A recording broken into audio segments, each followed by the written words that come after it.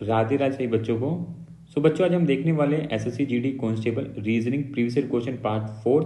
इससे पहले 3 पार्ट तक मैंने कवर कर लिए जिसमें हमने प्रीवियस ईयर क्वेश्चन लगाए थे। यह पार्ट 4 रहेगा और इस पार्ट में हम 10 जनवरी 2023 का पेपर देखेंगे थर्ड शिफ्ट का। ठीक है, अगर आपने इससे पहले वाले पार्ट नहीं देखे उसके लिए मैं आपको आई बटन और डिस्क्रिप्शन वीडियो लिंक डाल दूंगा, वहां से क्लिक करके वही पार्ट देखें ताकि आपकी प्रिपरेशन बेहतर हो सके और आप भी रीजनिंग के सेक्शन में 20 में से 20 क्वेश्चन ठीक करके आए और इस बारी का जीडी कांस्टेबल आप भी निकाल लें। ठीक है, चलते हैं क्वेश्चन की तरफ। अगर आप चैनल पर नए हैं चैनल को सब्सक्राइब कर लेना, बेल आइकन क्लिक कर लेना ताकि आपके पास सारे नोटिफिकेशन टाइम टू टाइम पहुंचते रहें। चलते हैं क्वेश्चन की तरफ फ्रेंड्स। ये क्वेश्चन नंबर फर्स्ट है और आकृति अंतर्निहित से ये क्वेश्चन आया हुआ है। यहाँ पे आपको 4 ऑप्शन दे दिए हैं। इन ऑप्शन में से कौन सा वाला इसके अंदर अंतर्निहित है, हाइड है, वो आपको देख के बताना है। तो क्वेश्चन का जो लेवल है वो डिफिकल्ट लेवल है, टफ लेवल है जेन्युइनली, क्योंकि इससे पहले किसी सेट के अंदर मैंने ये क्वेश्चन नहीं देखा है। तो यहाँ पे जो ये क्वेश्चन है बहुत टफ है, तो आपको ध्यानपूर्वक ये क्वेश्चन करना पड़ेगा, नहीं तो गलत भी हो सकता है। ठीक है, कई बच्चों को लग सकता है कि ऑप्शन फर्स्ट इसका राइट आंसर हो सकता है क्योंकि उनको लगेगा सर्कल यहाँ बन रहा है, पर इस सर्कल का पूरा फॉर्मेशन यहाँ पे नहीं हो रहा है, इसलिए ये इसका राइट आंसर नहीं होगा। उसी प्रकार से ना थर्ड होगा ना फोर्थ होगा, क्योंकि एरो का जो फॉर्मेशन यहाँ प्रॉपर तरीके से किसी में नहीं हो रहा है। तो इसका राइट आंसर सेकंड है। तो किस तरीके से बना हुआ है यहाँ पे थोड़ा सा बनाने की कोशिश करता हूँ। यहाँ पे मैं कुछ इस प्रकार से यहाँ पे जो है इसका फॉर्मेशन हो रहा है, यहाँ देख सकते हो आप, कुछ इस प्रकार से इस आकृति का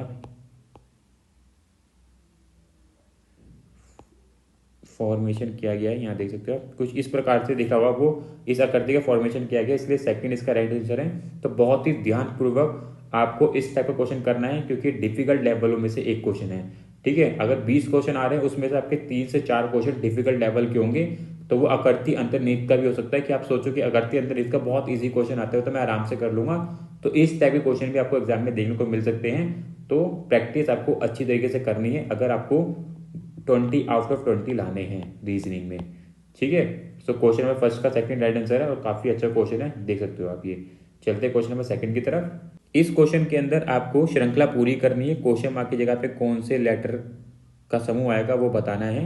तो देखो इस क्वेश्चन को कैसे करना है आपको, इसमें सिर्फ आपको सीक्वेंस पता कर लेना कौन सा सीक्वेंस फॉलो किया जा रहा है और आपका ऑटोमेटिकली फिर क्वेश्चन मार्क की जगह पे कौन से लेटर आएंगे पता चल जाएगा। तो अगर आप देखोगे पहले वाले समूह के अंदर हमें पहला लेटर दे रखा है एल, दूसरे समूह के अंदर हमें पहला लेटर दे रखा है एन। ठीक है, यानी कि अगर मैं एक लेटर प्लस कर दूं यानी कि एम को छोड़ दूं तो मेरे पास एम आ रहा है। उसी प्रकार एम से पी तक गए हैं हम, तो यानी कि यहाँ पे मैं एक लेटर का ऐड कर दूं यानी कि ओ को छोड़ दूं तो मैं पी ले लूंगा। उसी प्रकार अगर मैं पी के बाद आता है क्यू छोड़ दूं तो मेरा जो फोर्थ पे जो पहला लेटर आएगा वो कौन सा होगा, आर होगा। तो आप यहाँ पे देख सकते हो दो ही ऑप्शन के अंदर आर दे रखा है, पहला और चौथा, यानी कि दूसरा और तीसरा आपका राइट आंसर नहीं होगा। आगे सीक्वेंस हम बनाने की कोशिश करते हैं। तो पी हमें दे रखा है समूह पहले लेटर में, सेकंड वाला फिर दे रखा है एन, यानी कि अब यहाँ पे क्या हो रहा है, माइनस हो रहा है, यानी कि अगर मैं एक लेटर छोड़ दूं तो मुझे एन लेना है। उसी प्रकार फिर से मैं एक लेटर छोड़ दूं यानी कि मैं एम छोड़ दूं तो मेरा दूसरा लेटर क्या आएगा, यहाँ पे आएगा मेरा एल। ठीक है ना, एल आ रहा है, सीक्वेंस फॉलो कर रहे हैं। उसके बाद अगेन मैं यहाँ पे एक लेटर माइनस कर दूं, पीछे चला जाऊँ तो मेरा आएगा जे। तो अगर मैं ऑप्शन चेक करता हूँ तो मुझे फोर्थ वाले के अंदर आर और जे मिल रहा है, यहाँ पे आप देख सकते हो आर और जे। और आपका सेकंड पे जो आ रहा है लेटर फोर्थ वाले समूह के अंदर वो आएगा जे। और इस प्रकार से आपकी जो श्रृंखला चल रही है वो इस तरीके से फॉलो हो सकती है। तो यहाँ पे बेसिकली आपको श्रृंखला का जो भी फॉलो हो रही है वो कैसे फॉलो हो रही है, क्या सीक्वेंस बन रहा है, उसको आपको पता करना है और उसके हिसाब से अपना आंसर करके आना होता है। ठीक है ना, अगर आप चाहते हो थर्ड वाला भी सॉल्व करना चाहते हो तो आप चेक कर सकते हो थर्ड वाले को। अगर बाई चांस वाली बात थी कि दोनों ऑप्शन के अंदर थर्ड वाले तक सेम लेटर दे रखे होते तो हमें क्या करना पड़ता, तो हमें आगे भी सॉल्व करना पड़ता। तो अगर आप देखोगे के बाद यहाँ पे हमें क्या दे रखा है, एम, तो यहाँ सीक्वेंस क्या हो रहा है, यानी कि सीक्वेंस एक लेटर का आगे चल रहा है, यानी कि एल छोड़ूंगा तो एम मिल जाएगा। उसी प्रकार से अगर मैं एम के बाद आता है एन छोड़ दूंगा तो मैं यहाँ पे क्या लूंगा, ओ ले लूंगा, जैसे कि आपको दिख रहा होगा। उसी प्रकार अगर मैं ओ पी छोड़ दूंगा तो मैं, तो अब यहाँ देख सकते हो इस तरीके से आपका सीक्वेंस यहाँ पे फॉलो किया जा रहा है। तो बहुत सिंपल है, यानी कि +1 -1 +1 का यहाँ पे आपका सीक्वेंस फॉलो किया गया है। तो बस ये बहुत ईजी होते हैं। बस आपको क्या पता करना होता है, किस तरीके से वो समूह की श्रृंखला को फॉलो कर रहे हैं, वहाँ कौन सा सीक्वेंस फॉलो किया जा रहा है, आपको वो पता करके अपना आंसर करना होता है। तो सेकंड करेक्ट आंसर फोर्थ है, बहुत ईजी क्वेश्चन, आराम से हो सकता है। चलते क्वेश्चन नंबर थर्ड की तरफ। थर्ड क्वेश्चन देख सकते हो, यहाँ पे आपको एक भाषा दे दी है और उसका कूट लिख दिया गया है। ठीक है ना, ये क्वेश्चन मैंने हर सेट में देख लिया है। एक भाषा लिख देंगे, जैसे यहाँ पे लिखा है फाइंड आ सोल्यूशन, कोड लिखा गया है, वो लिखा गया 418। उसी प्रकार से बी अटेंटिव का जो कोड लिखा गया है 29 लिखा गया है। आंसर आर करेक्ट, इसका जो कोड लिखा गया है 737 लिखा गया है। तो आपको बताना है चेक दी क्वेश्चन, इसका कोड क्या होगा। तो बहुत इजी है, अगर आप बहुत ध्यानपूर्वक देखोगे। क्या देखना है आपको, जो यहाँ पे फाइंड लिखा है, फाइंड लिखा है, फाइंड में कितने लेटर आ रहे हैं, टोटल 4 लेटर आ रहे हैं। तो उन्होंने क्या करा है, पहले वाले शब्द के लेटर को गिन के उनका नंबर लिख लिया, यानी कि 4 शब्द आ रहे हैं, टोटल 4 लेटर आ रहे हैं, उनको लिख लिया। फिर ए यानी कि एक ही लेटर बन रहा है। उसके बाद सॉल्यूशन जो है ना, उसके अंदर टोटल कितने लेटर आ रहे हैं, टोटल 8 आ रहे हैं। बस यही इसके अंदर ट्रिक है। अगर आपने ये आइडेंटिफाई कर ली तो डेफिनेटली ये आप आंसर करके आ जाओगे। बहुत ईजी है, पहली नज़र में आपको दिख जाएगा। तो अगर आप चेक करोगे, चेक के अंदर टोटल कितने लेटर आ रहे हैं, 5 आ रहे हैं। दाब में कितने आ रहे हैं, 3 आ रहे हैं। क्वेश्चन में कितने आ रहे हैं, 8 आ रहे हैं। तो इसलिए 435 इसका कोड बनेगा और राइट आंसर थर्ड हो जाएगा। तो बहुत ईजी है, ध्यानपूर्वक करोगे हो जाएगा, मतलब कि टफ नहीं है, ये ईजी क्वेश्चन है, आराम से हो सकता है। तो थर्ड क्वेश्चन का राइट आंसर क्या है, थर्ड है। और इस तरीके से क्वेश्चन आराम से सॉल्व हो जाएगा। चलते हैं क्वेश्चन नंबर फोर्थ की तरफ। और इस क्वेश्चन में आपको बताना है, शब्द संबंधित से क्वेश्चन है। जिस प्रकार दूसरे वाला पहले से संबंधित है, तो चौथे वाला तीसरे से कैसे होगा। यहाँ पे आप देख सकते हो, जिस प्रकार महाराष्ट्र की राजधानी मुंबई है, तो डैश की राजधानी भोपाल है। किसकी भोपाल राजधानी है, मध्य प्रदेश की। तो बस संबंधों का हमें पता करना होता है, क्या संबंध बन रहा है। जैसे यहाँ पे राजधानी का संबंध बन रहा है, कहीं पे कुछ और संबंध बन सकता है। तो बहुत इजी होते हैं ये, इजीली आप कर सकते हो। ठीक है ना, फोर्थ का राइट आंसर क्या, सेकंड है, बहुत आराम से हो सकता है, कोई डिफिकल्ट नहीं है क्वेश्चन यहाँ। चलते क्वेश्चन नंबर फिफ्थ की तरफ। नंबरों की एक श्रृंखला दे दी है और बताना है कि क्वेश्चन मार्क की जगह पे कौन सा नंबर आएगा। तो बहुत ईजी, अगर आप ध्यानपूर्वक देखते हो श्रृंखला में हमें क्या क्या नंबर दे रखे हैं, 3, 21, 147, क्वेश्चन मार्क 7203। तो देखो क्या करना है, यहाँ पे 3 से 21 तक जाने में हमें क्या करना पड़ रहा है, 3 को मल्टीप्लाई करना पड़ा 7 से, तो हमें 21 मिल जा रहा है। उसी प्रकार 21 को अगर हम 7 से मल्टीप्लाई कर दें तो 147 मिल जा रहा है। उसी प्रकार अगर मैं 147 को 7 से मल्टीप्लाई कर दूँ तो मेरा लास्ट नंबर क्या होगा, 9 होगा। ऑप्शन में देख लो कहाँ का 9 नंबर दे रखा है, वो एक ही में दे रखा है, लास्ट वाले में, चौथे में। तो यहाँ पे एक कॉमन नंबर 7 को आपको हर एक पहले वाले नंबर से मल्टीप्लाई करके आपको दूसरा नंबर मिल जाएगा। दूसरे 7 को मल्टीप्लाई करोगे तीसरा मिल जाएगा, तीसरे को मल्टीप्लाई करोगे तो क्वेश्चन मार्क की जगह पे कौन सा नंबर आएगा वो मिल जाएगा। तो बहुत ईजी है, बस वो कॉमन नंबर आपको फाइंड आउट कर लेना है किससे मल्टीप्लाई किया जा रहा है। तो पहली नजर में शायद हो जाएगा, आपको टाइम ही लगेगा इसको देखने में। ठीक है, तो राइट आंसर क्या होगा इसका, फोर्थ, 1029। ठीक है ना, आपको पूरा सॉल्व करने की जरूरत नहीं है, बस लास्ट नंबर पता कर लो कौन सा है, ऑप्शन चेक करो, अगर एक ही टिक करो, आगे बढ़ जाओ। ठीक है, आपको टाइम बर्बाद नहीं करना है आपका। चलते हैं क्वेश्चन नंबर 6 की तरफ। यहाँ पे भी आपको नंबरों की श्रृंखला दे दी है और बताना है लास्ट में क्वेश्चन मार्क की जगह पे कौन सा नंबर आएगा। तो ये थोड़ा डिफिकल्ट हो सकता है, क्योंकि टाइम टेकिंग क्वेश्चन हो सकता है। क्यों हो सकता है, देखो मैं आपको दिखाता हूँ, ये श्रृंखला मैं यहाँ पे लिख लेता हूँ। 216, 225, 240, 261 और क्वेश्चन मार्क। अब देखो क्या करना है, 203 से 216 तक जाने में हमें क्या करना पड़ रहा है, कितने नंबर को ऐड करना पड़ रहा है, 3 नंबर का, मतलब कि +3 नंबर। ठीक है, उसी प्रकार 216 से 225 तक जाने में हमें कितना नंबर का ऐड करना पड़ रहा है, 9 नंबर का। ठीक है, उसी प्रकार 225 से 240 तक जाने में कितना नंबर का ऐड करना पड़ रहा है, 15 का। उसी प्रकार 240 से 261 तक जाने में कितना नंबर का ऐड करना पड़ रहा है, 21 का। ठीक है ना, इसके आगे हमें पता नहीं कितना करना है, पर अभी ये नंबर है, मतलब कोई सीक्वेंस नहीं पता चल रहा है। एक बार और आगे हम इसका सीक्वेंस फॉलो कर लेते हैं। तो 3 से 9 तक जाने में कितना ऐड करना पड़ रहा है, 6 का। 9 से 15 तक जाने में भी 6 का, और 15 से 21 तक जाने में भी 6 का। तो आपको पता चल चुका है, यानी कि 6 एक कॉमन नंबर है। अगर 6 को मैं 21 में ऐड कर दूं तो मुझे कितना मिलेगा, 27। 27, यानी कि ये सीक्वेंस फॉलो कर रहा है, यानी कि 6 आ गया यहाँ पे। उसी प्रकार से अगर मैं 27 को 261 में ऐड कर दूं तो कितना आएगा, 882। तो आप देख सकते हो आपका जो राइट आंसर बना हुआ है, क्या बना हुआ है, 288। तो चलते हैं क्वेश्चन नंबर 7 की तरफ। ये डाइस से क्वेश्चन है, बहुत इजी क्वेश्चन है। यहाँ पे आपको बताना है 4 के विपरीत कौन सा नंबर आएगा। तो अगर इस टाइप का आपके पास क्वेश्चन आता है जहाँ पे 3 डाइस दे दिए, 2 दे दिए हैं, सबसे पहले आपको एक चीज़ नोटिस करनी है इसके अंदर कि सेम नंबर कहाँ दे रखा है। अगर आप देखोगे तीनों के अंदर हमें सेम नंबर 4 दे रखा है, ठीक है, कोई दिक्कत नहीं है। आप 4 को ले लो, हमने पहले वाले से 4 को उठा लिया। इसमें आपको क्या ध्यान रखना है, क्लॉक वाइज आपको नंबर लिखने चालू कर देने, यानी कि 4 5 2। उसके बाद सेकंड वाले से भी 4 को पहले ले लो और क्लॉकवाइज चलना चालू कर दो, यानी कि 4 के नीचे 4, 5 के नीचे 1, 2 के नीचे 6। तो यहाँ पे जब कुछ नंबर मिल रहे हैं ना, यहाँ पे नंबर क्या मिल रहे हैं कि 5 का विपरीत क्या होगा, 1 होगा, 2 का विपरीत क्या होगा, 6 होगा।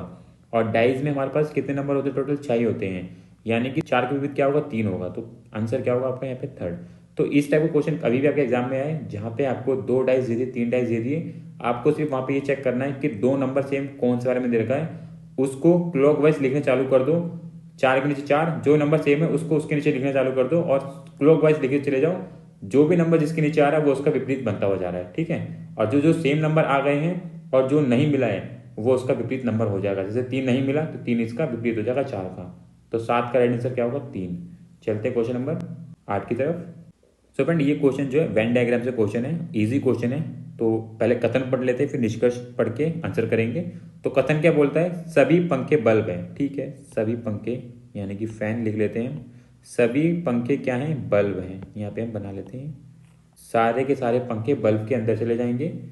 आगे पढ़ लेते हैं, सभी बल्ब ट्यूबलाइट है, ठीक है, सभी बल्ब ट्यूबलाइट है। तो यानी कि यहाँ से एक चीज आपको समझ आ रही होगी, सभी फैन ट्यूबलाइट हो गई, सभी बल्ब ट्यूबलाइट हो गई। अगला कथन पढ़ लो, कुछ ट्यूबलाइट न्यू है, मतलब नई है। तो यानी कि यहाँ पे हम बनाएंगे कुछ ट्यूबलाइट क्या है, नई है, यानी कि एन न्यू है। निष्कर्ष पढ़ लो, सभी पंखे नए हैं, ये न्यू है। अगर आप देखोगे हमारे पास कोई डायरेक्ट कथन में बात नहीं बोली गई है कि सभी पंखे न्यू हैं, तो इसलिए पहला निष्कर्ष अनुसरण नहीं करेगा। हो सकता है, संभावनाएं हैं, पर हमें कथन में कुछ भी ऐसा नहीं बोला गया है, इसलिए ये नहीं होने वाला, यानी कि पहले वाला निष्कर्ष नहीं माना जाएगा। दूसरा पढ़ लो, सभी ट्यूबलाइट पंखे हैं, सभी ट्यूबलाइट नहीं, तो सभी पंखे ट्यूबलाइट है पर सभी ट्यूबलाइट पंखे नहीं है, इसलिए सेकंड वाला भी निष्कर्ष अनुसरण नहीं करेगा। तो इस प्रकार से इसका राइट आंसर क्या है, ना तो 1 और ना ही 2 इसका अनुसरण करता है। तो इस प्रकार इसका राइट आंसर क्या होगा, पहला होगा। तो बहुत ईजी होता है, आप देख सकते हो, टफ क्वेश्चन नहीं है, पर हाँ आपका वेन डायग्राम से क्वेश्चन आना तय है, इसलिए आपकी प्रैक्टिस करके रखनी पड़ेगी। चलते हैं क्वेश्चन नंबर 9 की तरफ। सिटिंग अरेंजमेंट से क्वेश्चन है और ये हर एक सेट के अंदर देखने को मिला है।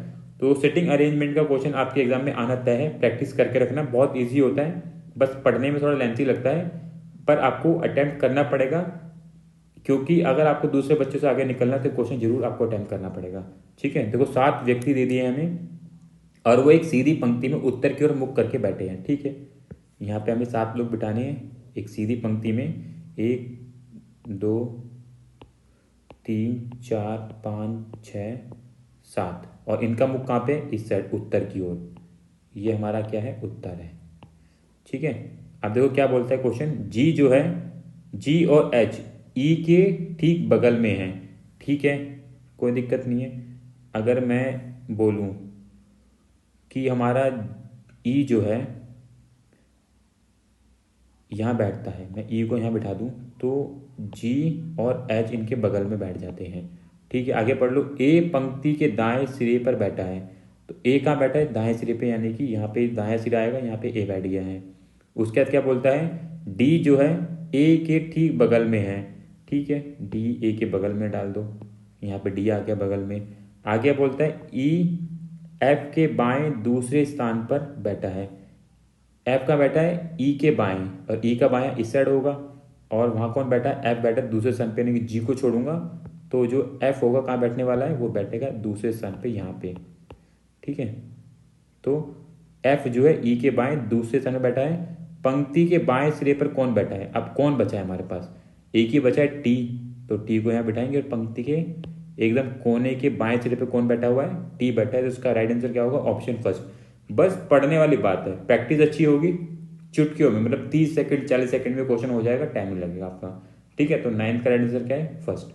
चलते हैं क्वेश्चन नंबर 10 की तरफ। ये क्वेश्चन 10th है और इस क्वेश्चन में बच्चे ने रिमार्क डाल रखा है, तो ये क्वेश्चन जनरली गलत छपा है इनसे। इसको हम सॉल्व कर लेते हैं, पर ये क्वेश्चन गलत आया हुआ है। क्योंकि क्यों गलत आया हुआ है, यहाँ पे आप देखोगे ना लेटर की संख्या 6 है, यहाँ पे 7 है, यहाँ पे 7 है, इस कारण से ये क्वेश्चन गलत छपा हुआ है इनसे। ठीक है, और सॉल्व कैसे करना है आप यहाँ देख सकते हो। यहाँ पे फिंगर दे दिए FINGER, उसका कोड क्या लिखा है इन्होंने, यहाँ पे देखो देख सकते हो HHPIDT।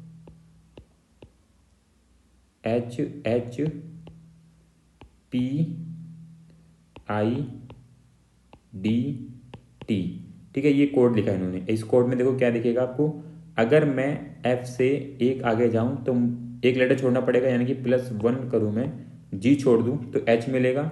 उसी प्रकार अगर मैं एक लेटर जस्ट पीछे चला जाऊं, I के जस्ट पीछे क्या होता है, I के जस्ट पीछे क्या आता है, एक पीछे चला जाऊं तो H आता है। तो आप देख सकते हो जस्ट एक पीछे जाऊंगा तो मुझे H मिल जाएगा।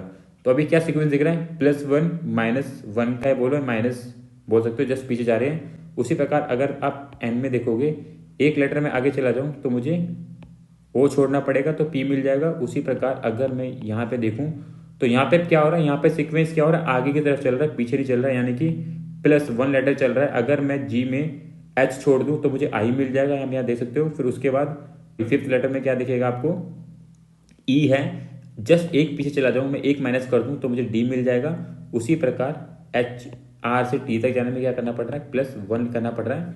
अगर मैं S छोड़ दूंगा T तक चला जाऊंगा। तो जो सीक्वेंस यहाँ पे आपको दिख रहा होगा, तो क्या हो रहा है, स्टार्टिंग प्लस माइनस फिर प्लस प्लस माइनस प्लस। तो यहाँ पे जो सीक्वेंस है ना वो इस तरीके से चल रहा है। जब हम इस सीक्वेंस को एंड वाले जिसमें हमें निकालना है कोड, वहां पे लगाते हैं तो वहां पे तो किस तरीके से बनना चाहिए था, ये इसमें ये गलत आया हुआ है, GRANTED।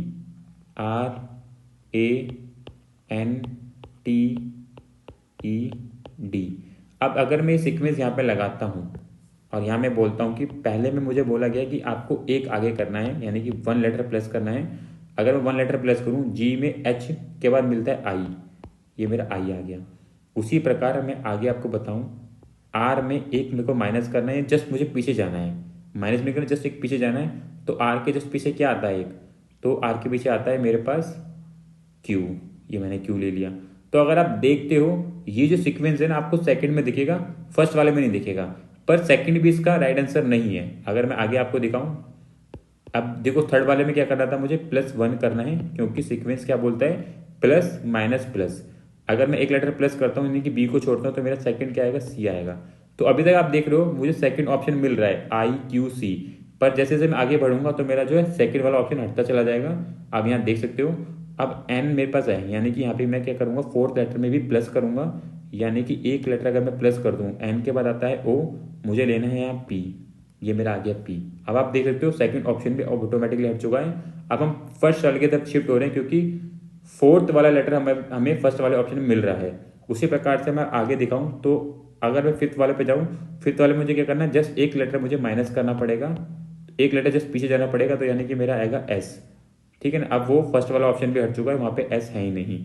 ठीक है, अब E से चेक कर लो, E में क्या करना है, मुझे एक लेटर प्लस करना है, क्योंकि 6 लेटर आ गया ना, छठा लेटर आ गया है, तो छठे में मुझे क्या करना पड़ा था, प्लस करना पड़ता। ऊपर वाले भी चेक कर सकते हो। E के बाद क्या आता है, F, यानी कि आएगा G।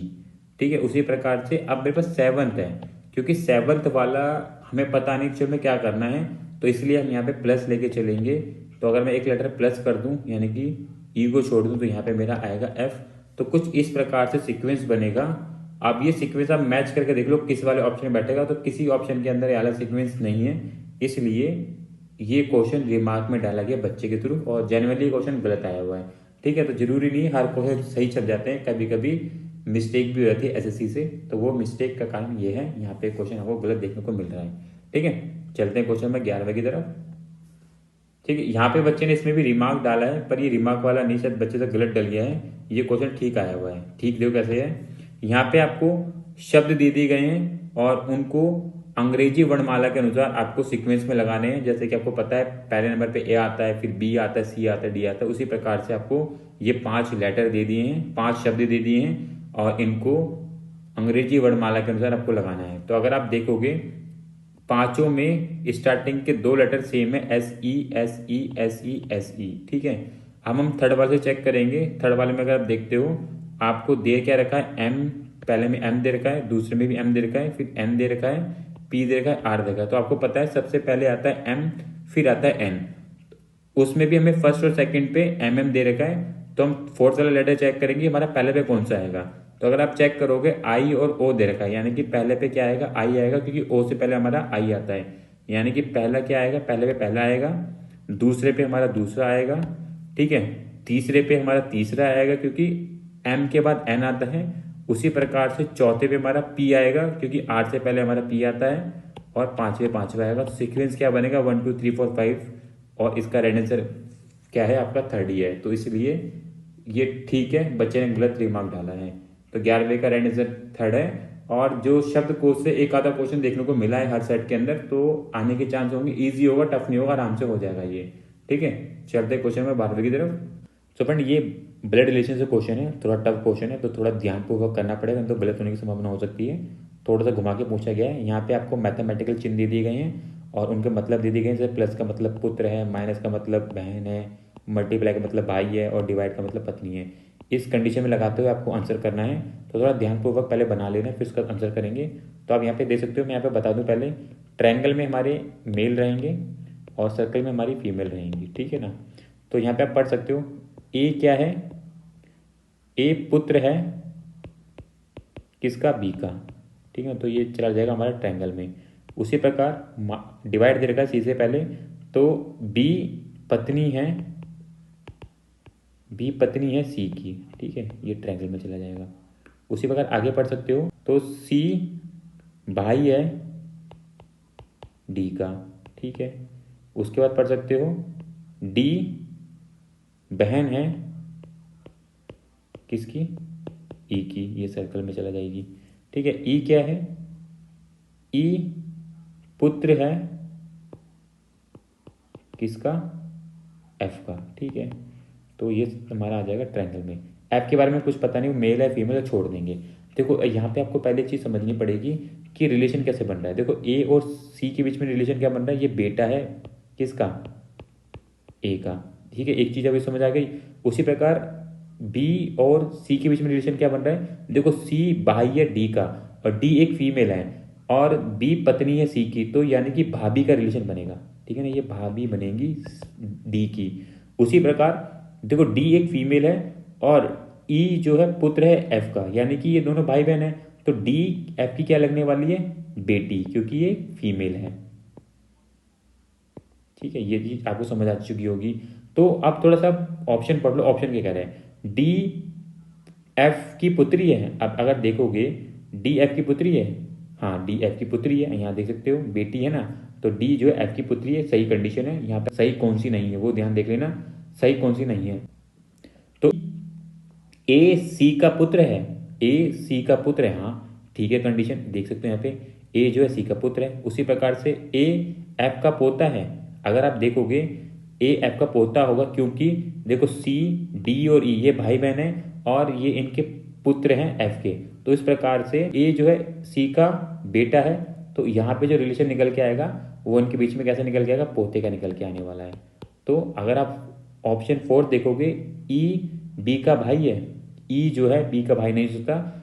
ई और बी में कैसा रिलेशन आएगा, आपको पता है ना, जैसे कि देवर का रिलेशन होता है, क्योंकि सी जो है ई का भाई है और सी बी का पति है। तो इस प्रकार से देवर का रिलेशन निकल के आएगा किसमें, बी और ई के अंदर। तो इसलिए ऑप्शन 4 इसका आंसर नहीं होगा। थोड़ा टफ क्वेश्चन है, थोड़ा ध्यानपूर्वक करोगे तो डेफिनेटली चीज़ों को समझ में आ जाएगा। तो ये क्वेश्चन थोड़ा टफ हो सकता है ब्लड रिलेशन का, ठीक है, टाइम टेकिंग भी हो सकता है। तो आपको ध्यानपूर्वक ऐसे क्वेश्चन की प्रैक्टिस करके रखनी पड़ेगी, ठीक है। ये क्वेश्चन कम आए हैं पर जब भी आ रहे हैं ये थोड़ा डिफिकल्ट लेवल लेके आते हैं, ठीक है। चलते क्वेश्चन नंबर 13 की तरफ। इस क्वेश्चन में आपको अक्षरों का समूह दे दिया है और आपको श्रृंखला पूरी करनी है। क्वेश्चन मार्क की जगह पे कौन से अक्षरों का समूह आएगा बताना है। तो इस क्वेश्चन को सॉल्व करते हुए आपको क्या ध्यान रखना है, आपको सिर्फ अपना पैटर्न निकाल लेना है कि कौन सा पैटर्न यहाँ फॉलो किया जा रहा है। जैसे कि मैं आपको यहाँ पे दिखाऊं, ए से डी तक जाने पे, यानी कि सेकंड अक्षरों का समूह का पहला लेटर लूँ डी, डी तक जाने पे मुझे कितने लेटर ऐड करने पड़े, 2, यानी कि मैं बी और सी छोड़ दूँ मैं डी मिल जाएगा। उसी प्रकार से अगर मैं डी के अंदर 2 लेटर ऐड कर दूं, यानी कि ई और एफ ऐड कर दूं, तो मुझे क्या मिलेगा जी, जो मेरा थर्ड लेटर पहले आ जाएगा। ठीक है, आगे चेक कर लेते हैं, क्योंकि 2 ऑप्शन में हमें जी दे रखा है, इसलिए हम आगे भी चेक करना पड़ेगा हमें। तो हम चेक करेंगे जे से। अगर जे से मैं एम तक जाऊँ, जे से मैं एम तक जाऊँ, तो यहाँ पे भी आपको दिख रहा होगा 2 लेटर ऐड करना पड़ रहा है, यानी कि के और एल छोड़ दूंगा तो मुझे एम मिल जाएगा। उसी प्रकार से अगर मैं यहाँ पे भी 2 लेटर ऐड कर दूँ, एन और ओ छोड़ दूँ, तो मेरा जो सेकंड लेटर मिलेगा वो पी होगा थर्ड वाले पे। अगर आप ऑप्शन चेक करते हो तो थर्ड वाले ऑप्शन में जी पी दे रखा है और फोर्थ वाले में जी आर दे रखा है, तो इसलिए आपका राइट आंसर क्या होगा, थर्ड हो जाएगा। जरूरी नहीं है कि आपको पूरे ऑप्शन को ही निकाल के रख के बैठ जाना है। आपको अगर 2 मिल गए हैं, स्टार्टिंग के 2 लेटर मिल गए हैं और वो ऑप्शन मैच हो गए हैं, किसी और में नहीं हो रहे हैं, तो टिक करो और आगे बढ़ो, पूरा मत सॉल्व करना कभी भी। चलते क्वेश्चन नंबर 14 की तरफ। देखो ये भी आकृति अंतर्निहित से क्वेश्चन है, टफ क्वेश्चन है। देखो किस तरीके से यहाँ पे आकृतियाँ दे रखी है, यहाँ पे अंतर्निहित आपको बतानी है, तो बहुत ही ध्यानपूर्वक आपको इस टाइप के क्वेश्चन को करना पड़ेगा, नहीं तो गलत होने की संभावना ज़्यादा हो सकती है। जैसे कि यहाँ पे आप देखोगे यहाँ पे कौन सी आकृति अंतर्निहित है, तो वो है थर्ड वाली। कैसे अंतर्निहित है, तो ध्यानपूर्वक आपको बनानी पड़ेगी, नहीं तो गलत हो सकती है। कुछ इस प्रकार से यहाँ पे ये अंतर्निहित है, तो फोर्थ वाली इसके अंदर अंतर्निहित है। बहुत ध्यानपूर्वक, डेफिनेटली डिफिकल्ट है अंतर्निहित की क्वेश्चन जो आए हुए हैं ना इस बारी के, वो डिफिकल्ट है, इजीली नहीं हो सकते हैं। जो भी अंतर्निहित क्वेश्चन की प्रैक्टिस करोगे वो थोड़ा डिफिकल्ट लेवल की कर लेना। ठीक है, चलते क्वेश्चन नंबर 15 की तरफ।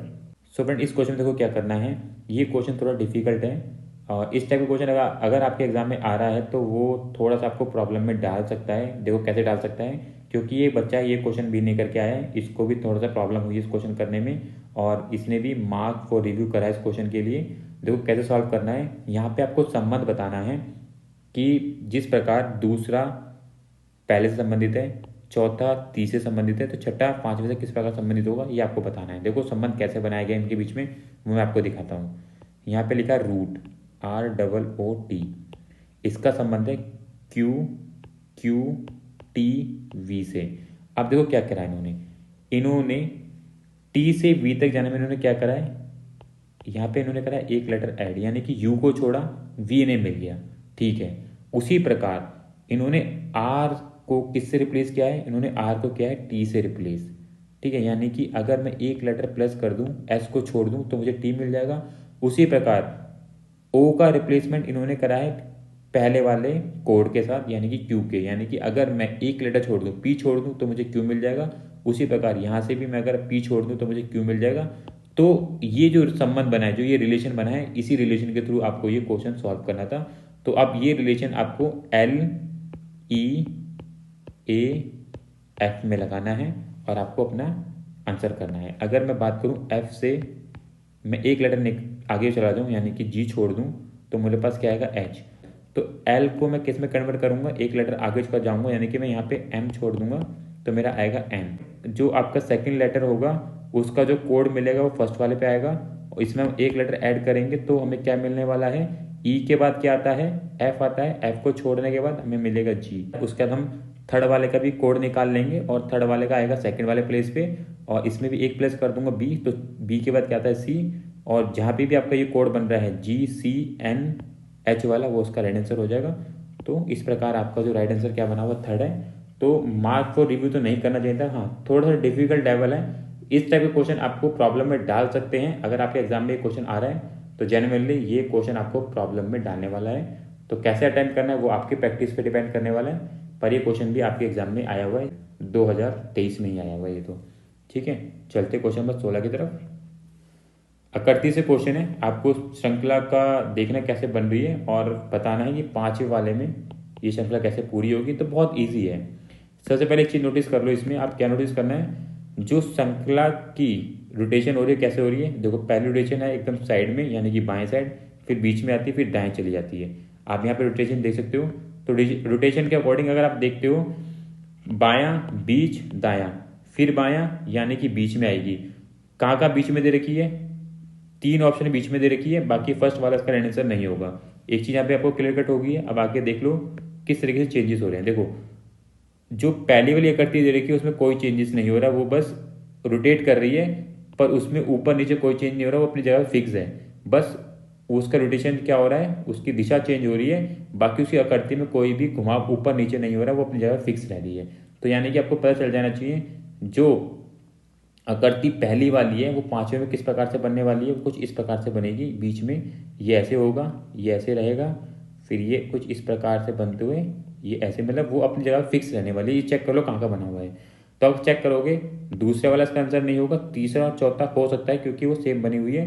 तो अगर आप चेक करोगे सेकंड आकृति को, तो सेकंड आकृति की देखो फॉर्मेशन क्या है, पहले ये नीचे तक ही टिल, फिर टिल ऊपर चली गई, फिर ये नीचे चली गई, फिर ये ऊपर चली गई, अब ये नीचे आएगी कुछ इस प्रकार से। देखो किस प्रकार से ये हमारा बनने वाला है, कुछ इस प्रकार से। ये ऐसा रहेगा, ये नीचे आएगा। तो अगर आप चेक करोगे ऑप्शन फोर्थ में ही इस प्रकार से पूरी फिगर बन रही है, तो ये राइट आंसर होगा। बहुत ईजी है, बस ध्यानपूर्वक देखोगे बन जाएगा, कोई प्रॉब्लम नहीं आने वाली है। ठीक है, चलते क्वेश्चन नंबर 17 की तरफ। ये भी देखो दूसरा क्वेश्चन सिटिंग अरेंजमेंट से, काफ़ी अच्छा क्वेश्चन है, इजी है। बस टाइम अगर आपके पास बचता है तो डेफिनेटली आप करके आ जाओ, कोई प्रॉब्लम नहीं होगी। बच्चा भी करके आया हुआ है। देखो कैसे करना है, इन्होंने क्या बोला, 6 मित्र हैं, वो एक वर्ताकार मेज के प्रत्येक केंद्र की ओर मुख करके बैठे हैं। ठीक है, हम एक मेज बना लेते हैं वर्ताकार। ये हमारी वर्ताकार मेज हो गई और यहाँ पे 6 लोग बैठे हुए हैं। ठीक है, अब क्या बोलता है आगे, देखो पढ़ लेना। ए और एस जो है के ठीक बगल में बैठे हैं। ठीक है, हम कहीं पे बिठा लो ए और एस, कोई डायरेक्शन नहीं बोला, तो ए और एस को कैसे बिठा लो आप। जैसे कि मैंने बोला ए मेरा यहाँ बैठ गया और एस मेरा यहाँ बैठ गया, तो के बीच में बैठा है क्योंकि इनके बगल में कौन बैठे हुए हैं, ए और एस। आगे पढ़ लो, एफ जो है के सामने बैठा है। एफ कहाँ बैठा हुआ है, के सामने। तो के हमारा यहाँ बैठा है, तो एफ कहाँ बैठेगा, के सामने, यानी कि इधर ये बैठ के एफ। एस जो है एफ के बगल में नहीं बैठा है। ठीक है, तो एफ देखो, एफ और एस के बीच में कोई रिलेशन नहीं है, दूर दूर बैठे, कोई दिक्कत नहीं, हटा दो। आगे पढ़ लो, एम जो है ए और एफ के ठीक बगल में बैठा है, तो एम का बैठने वाला है एफ और ए के ठीक बगल में, तो यानी कि एम की पोजीशन आने वाली ये यहाँ पे। उसके बाद आगे पढ़ लो, यदि एम और एस अपने स्थान आपस में बदल लेते हैं। ठीक है, हम इनके स्थान बदल देते हैं आपस में, तो अब देखो क्या होने वाला है, जो एम है ना वो कुछ इधर बैठेगा, यानी कि एम मेरा इधर बैठ जाएगा आके, और जो एस है ना वो इसकी जगह पर आके बैठ जाएगा यहाँ पे। ठीक है, ये बैठ गया कि हमारा एस, स्थान बदल लिए। तो ए और एफ के ठीक बगल में कौन बैठा है। ठीक है, ए और एफ के ठीक बगल में कौन बैठेगा, ए ये हो गया, एफ ये हो गया, इसके बगल में कौन बैठा है, एस बैठा है, तो राइट आंसर क्या होगा, एस हो जाएगा। ठीक है, करके आगे बढ़ जाओ। तो थोड़ा ध्यानपूर्वक पढ़ोगे तो सिटिंग अरेंजमेंट का क्वेश्चन आराम से हो जाएगा, कोई प्रॉब्लम नहीं करेगा। इस तरीके से आप अपनी सिटिंग अरेंजमेंट बना सकते हो। ठीक है, सो ये इसका राइट आंसर हो जाएगा एस, यहाँ पे हमारा यू बैठेगा। ठीक है, तो पूरा सीक्वेंस आप देख सकते हो, इस तरीके से आपको बिठाना है और आराम से सिटिंग अरेंजमेंट का क्वेश्चन करके आ जाना है। चलते हैं क्वेश्चन नंबर 18 की तरफ। गणितीय जिनसे क्वेश्चन है, 1 से 2 क्वेश्चन आपके एग्जाम में आना तय है और बहुत ही प्यार से हो सकता है, बहुत ही आराम से कर सकते हो, विद इन 10 सेकंड 15 सेकंड के अंदर कर सकते हो इस टाइप का क्वेश्चन। तो देखो क्या बोल रखा है यहाँ पे आपको गणितीय चिन्ह दे दिए और इस सीक्वेंस में लगा के बताना कौन सा राइट आंसर होगा। अभी तो हमें यहाँ पे ऑप्शन दिख रहा है, वहाँ तो हमें ऑप्शन नहीं पता ना कौन सा है, तो हमें ठीक करना है। तो एक चीज़ आपको क्लियर पता चल चुकी है कि एंड में आपका इक्वल्स टू आना है, एंड में आपका इक्वल्स टू आना है। ठीक है, ये एंड में हमारा इक्वल्स टू आना है, यानी कि 18 जो हमारा इक्वल्स टू में रहेगा, ये आपको पता चल चुका है कि 18 हमारा इक्वल्स टू में रहने वाला है, बाकी समीकरण हमारा इधर रहने वाला है। तो एक चीज़ आप नोटिस कर लो यहाँ पे क्या, कि हमारा बोर्ड मास के अकॉर्डिंग डिवाइड जो पहले होता है, अगर मैं डिवाइड इसके आगे लगा दूं, क्या ये डिवाइड हो सकता है 5 के साथ 89, तो जहाँ जहाँ पहले स्थान पे डिवाइड दे रखा है वो कट जाएगा, यानी कि आपका पहला ऑप्शन कट जाएगा क्योंकि डिवाइड 5 के साथ 89 नहीं हो सकता है। उसी प्रकार डिवाइड अगर मैं बीच में लगाऊंगा 15 और 5 के बीच में, क्या हो सकता है, ये भी नहीं हो सकता है। क्यों नहीं हो सकता है, क्योंकि अगर मैं लिखता हूँ कुछ इस प्रकार से, नंबर पूरा नहीं कटेगा, फिर वो किस में आ जाएगा, पॉइंट में आएगा। इसलिए सेकंड प्लेस पे जहाँ पे भी डिवाइड दे रखा है वो भी आपका आंसर नहीं होगा। अगर आप चेक करोगे तो कहीं पे भी सेकंड प्लेस पे डिवाइड नहीं दे रखा। ठीक है, और थर्ड प्लेस पे भी आपका डिवाइड नहीं आएगा क्योंकि 32 और 15 आपस में डिवाइड नहीं हो सकते हैं। तो जहाँ जहाँ पे भी आपके थर्ड प्लेस पे डिवाइड दे रखे हैं वो भी काट दो, यानी कि ये भी काट दो, ये भी काट दो, बचा क्या, ऑप्शन सेकंड, इसको टिक करो, आगे बढ़ जाओ, कुछ मत करो। अगर आपको कॉन्फिडेंस नहीं आ रहा है कि मैंने जो ऑप्शन निकाला है वो सही है या नहीं है, तो आप चेक कर लो, क्योंकि आपके पास एक ही ऑप्शन है। अगर मैं इसको चेक करने जाऊँ, 89 minus 5 multiply 15 plus 32 divided by 8 equals to 18। 8 चौक 32 होता है, ठीक है। 15 पंजे 75 होता है, प्लस 4 माइनस का 75 चला गया, ये 89 हो गया। अगर मैं इसको निकाल दूँ 75 में से 4 माइनस कर दूँ तो क्या होगा, 71 आएगा। ये मेरा 89 हो जाएगा, इक्वल्स टू 18 है। तो 89 में से 70 बन जाएगा तो कितना बचेगा, 18 इक्वल्स टू 18। यहाँ से आपका डायरेक्ट आंसर आ जाएगा। तो टिक करना है सिर्फ आपको, बच्चा देखो छोड़ के आया है, ठीक है, आपको छोड़ना नहीं है, बहुत ईजी क्वेश्चन है, बस आप फोकसली वॉच करना है, देख लेना है। और बोर्ड मार्क्स के अकॉर्डिंग बस कहाँ पे डिवाइड एक्चुअल में लगना चाहिए, बस आपको उसको आइडेंटिफाई करना है, आराम से हो जाएगा, ठीक है ना। विद इन 20 से 30 सेकंड में ये क्वेश्चन हो सकता है आपका, ठीक है। चलते क्वेश्चन नंबर 19 की तरफ। देखो ये क्वेश्चन क्या है, यहाँ पे आपको संख्या दे देंगे, ठीक है ना, एक ग्रुप के अंदर संख्या दे देंगे और उनका रिलेशन आपको निकाल के ऑप्शन में चेक करना है कहाँ पे सेट बैठ रहा है, ठीक है। ये क्वेश्चन जनरली टफ है, इस टाइप के क्वेश्चन को आपको बहुत ज़्यादा प्रैक्टिस की जरूरत पड़ेगी, नहीं तो आपको छोड़ के आना पड़ेगा, क्योंकि जब आप एग्जाम देने जाते हो तो वहाँ पे टाइम का प्रेशर बहुत ज़्यादा होता है। तो एग्जैक्टली वो उस टाइम ट्रिक आपकी स्ट्राइक कर रही है नहीं कर रही है, कौन सा लॉजिक लगना है वो स्ट्राइक कर रहा है नहीं कर रहा है, वो डिपेंड करता है। इसलिए ये क्वेश्चन जनरली टफ होते हैं, अगर स्ट्राइक करके ठीक है, अदरवाइज छोड़ना पड़ सकता है। देखो कैसे कर रखा है ये वाला क्वेश्चन, यहाँ पे इन्होंने क्या करा है, 12 प्लस 15 को करा इन्होंने, प्लस करा, इनका जो भी प्लस निकल के आएगा उसको मल्टीप्लाई करा है किससे, 8 से। एक कॉमन नंबर इन्होंने 8 से मल्टीप्लाई करा है और फिर वो इक्वल्स टू किसके आ गया, 216 के। तो यहाँ पे आपको एक चीज़ याद रखनी होती है हमेशा कि जो भी नंबर दे रखे होते हैं उनको आपस में तोड़ नहीं सकते। जैसे आप 12 लिखा हुआ है, 12 को आप इस तरीके से नहीं तोड़ सकते, उसको पूरा नंबर लेना पड़ेगा आपको, ठीक है।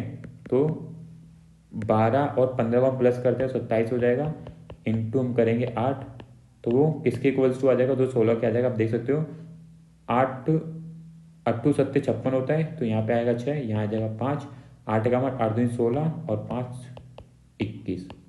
तो इस प्रकार से आप देख सकते हो क्या संबंध बन रहा है कि एंड के यानी कि दूसरे और तीसरे नंबर को प्लस करना है, उसके अंदर कॉमन नंबर को मल्टीप्लाई करना है, वो इक्वल्स टू आ जाएगा आपके पहले नंबर के, ठीक है। तो यही आपको चेक करना है ऑप्शन में कि कहाँ पे सेट बैठ सकता है। तो पहला ऑप्शन क्या दे रखा है आपको, 14 और 24। अगर मैं इनको प्लस करता हूँ तो कितने होंगे, 38। 38 के अंदर अगर मैं 8 को मल्टीप्लाई करता हूँ तो 8 8 64 होता है, तो यहाँ पे आएगा 4, ये चला जाएगा 6, 8 का 8 2 16 8 24 और 36। तो इस प्रकार से 304 उसके इक्वल आ जाएगा और ये आपका राइट आंसर बन जाएगा। तो ये टफ है, देखो बच्चा भी करके आया, गलत ऑप्शन टिक करके आ गया। तो जनरली ऐसे क्वेश्चन को थोड़ा सा आपको ध्यानपूर्वक करना पड़ेगा, नहीं तो छोड़ दो, मत करो, ठीक है। चलते क्वेश्चन नंबर 20 की तरफ। ये लास्ट क्वेश्चन है इस सेट का। तो इस क्वेश्चन भी ये गणितीय चिन्ह से क्वेश्चन है, मैंने कहा ना 1 से 2 क्वेश्चन आपको गणितीय चिन्ह से आने के तय हैं, तो ये क्वेश्चन भी गणितीय चिन्ह से है।